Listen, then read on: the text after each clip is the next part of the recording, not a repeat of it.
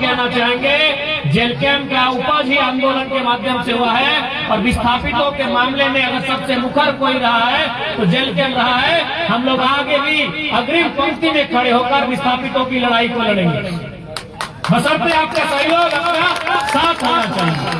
माता जिंदाबाद, माता जिंदाबाद।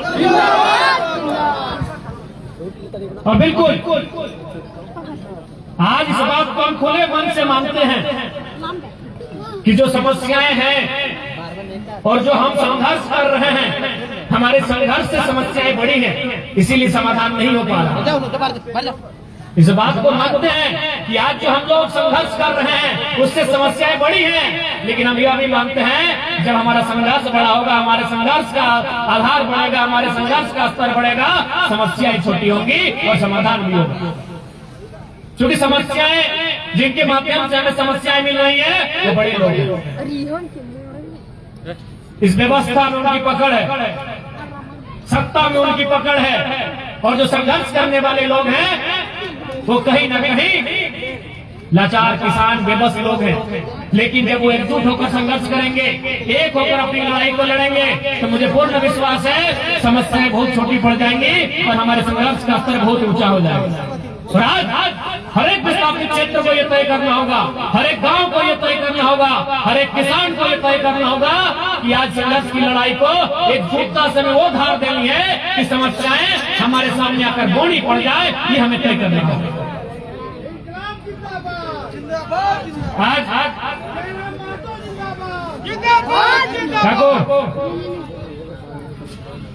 जिंदाबाद तो और आज 1 साल बीत गया है, विधायक बना हुआ हमारा 1 साल हुआ है, लेकिन कभी भी उन 1 सालों में 1 घंटा बैठकर अपने बारे सोच नहीं पाए।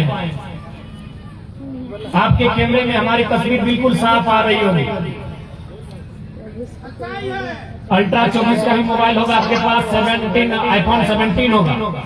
आप जूम करके दूर से देख सकते हैं हमारे चेहरे की हालत, हमारे कपड़ों की हालत को, हमारे पोशाक को, हमारे परिधान को, हमारे पूरे होलिये को आप जूम करके देख सकते हैं। विधायक ऐसा नहीं होता, इस बात को मानना होगा। इन 25 सालों में कई विधायक आए और आने वाले दिनों में कई विधायक आएंगे, लेकिन जयराम महतो ने विधायकी का जो लेवल जनता के बीच ले जाकर दिखाया है, बताइए इससे पहले क्या ये स्तर था विधायकी का? कितने सुलभ जनता के लिए कोई था, आपने देखा होगा। कई लोग आए, उन्होंने हमारे कंधों पे, कंधे तक में हाथ रखा। हमें कई लोग पीछे से बोले कि भाई कंधे पे, हम बोले इन्होंने कभी तक ये अनुभव नहीं किया है, कोई विधायक से मिल रहे हैं, वो एक अनुभव कर रहे हैं, वो अपने घर के एक बेटे से मिल रहे हैं, एक भाई से मिल रहे हैं। आज ही जब घर से हम सुबह ही निकले, लगभग 9 बजे हम लोग घर से निकले। धनबाद में भी एक विस्थापन का समस्या था, वहाँ भी कल महिलाओं से लाठीचार्ज हुआ था, तब सुबह 9 बजे वहाँ निकले। सिर्फ पुला की ओर निकले, रास्ते में बोकारो जो अपना फोरलेन है, वहाँ एक हमारी पार्टी की दीदी रहती है, उनको फोन किए कि हम लोग उसी रास्ते से जाएंगे, खाना बना के रख दीजिए। ये हमारी दिनचर्या है।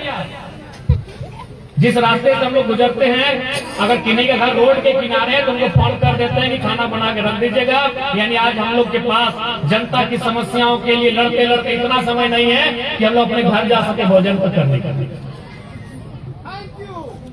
क्योंकि हमें लगता है कि अभी समय है इस राज्य के लिए कुछ करने का। आज अगर इस राज्य के लिए कुछ नहीं किया जाए, आज अगर इन लोगों के लिए कुछ नहीं किया जाए, तो आने वाला समय शायद कुछ बचेगा भी नहीं हमारे लिए। आज ये परिस्थितियां हैं हमारे राज्य। आज विस्थापितों ने इस राज्य को सजाने के लिए, इस राज्य को संवारने के लिए अपनी पूर्वजों की धरोहर, जिन पे वो जीविका उपार्जन के लिए खेती बाड़ी किया करते थे, उन्हें इन कंपनियों के अधीन किया। ये कंपनियां जब उनके बीच आई तो इन्होंने उन्हें बड़े बड़े सपनेबाग दिखलाए, बड़े बड़े सपने दिखलाए, रोजगार का सपना दिखलाया, आज उनके बच्चों को अच्छी पढ़ाई, अच्छी दवाई का सपना दिखलाया, अच्छी कमाई का सपना दिखलाया। लेकिन जब उद्योगों की स्थापना हो गई, जब वो परियोजनाएं संचालित होने लगी, तो विस्थापितों को धरना देना पड़ा, विस्थापितों को गेट बंद करना पड़ा, विस्थापितों को काम बंद करना पड़ा, और बदले में प्रशासन से उनको लाठियां मिली। ये झारखंड निकल, ये झारखंड की सच्चाई है, इस सच्चाई से हम इनकार नहीं कर सकते। आज कोई कंपनी आई, कोनो कंपनी आवे, आए के सबसे पहले गांव में आवे, आए के गांव के एक एक आदमी के, महिला के, बुजुर्ग के, सबके बुझाओ आते कि जब यहाँ कंपनी है तो या फिर कोयला कोड़े के काम शुरू होता तो सबसे पहले तोनी के गाँव के लोग के नौकरी दिए के काम करबो। तोनी के गिदर पुत्रों के पढ़ाई लिखाई के जिम्मा हमने लिए के काम करबो। तोनी के बढ़िया एगो स्वास्थ्य सुविधा कैसे मिलतो एक जिम्मेवारी हमने लिए के काम करतो।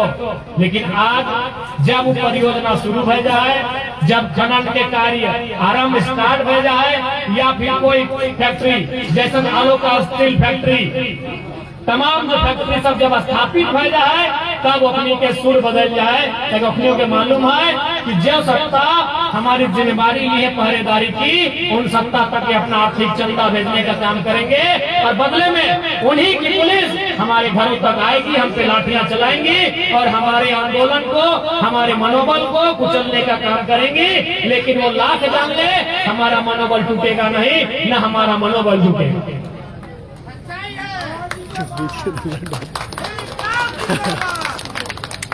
आज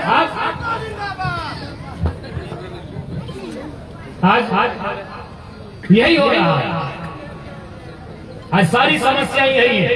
जिस दिन हमारे राजनेता, विधायक अथवा सांसद जिस दिन वह कंपनियों से, खनन परियोजनाओं से चंदा लेना बंद कर देंगे, उस दिन विस्थापितों की समस्या आधी समाप्त हो जाएगी।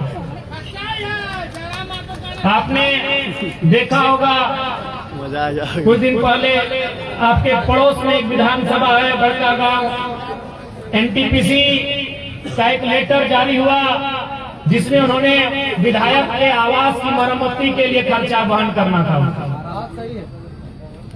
आपने देखा होगा कि एनटीपीसी का एक लेटर सार्वजनिक प्लेटफॉर्म पर आया जिसमें इस बात का चर्चा हुआ था, जो भी वहाँ के विधायक है, क्योंकि छोड़िए अभी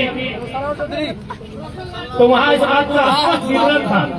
मैं बस एक उदाहरण दे रहा हूँ कि हर एक जगह है, जहाँ जहाँ कंपनियां हैं, जहाँ जहाँ खनन है, आप बोकारो को बीएसएल में चले जाए तो वहाँ के जो स्थानीय विधायक है, सेल ने उनको क्वार्टर अलॉटमेंट किया।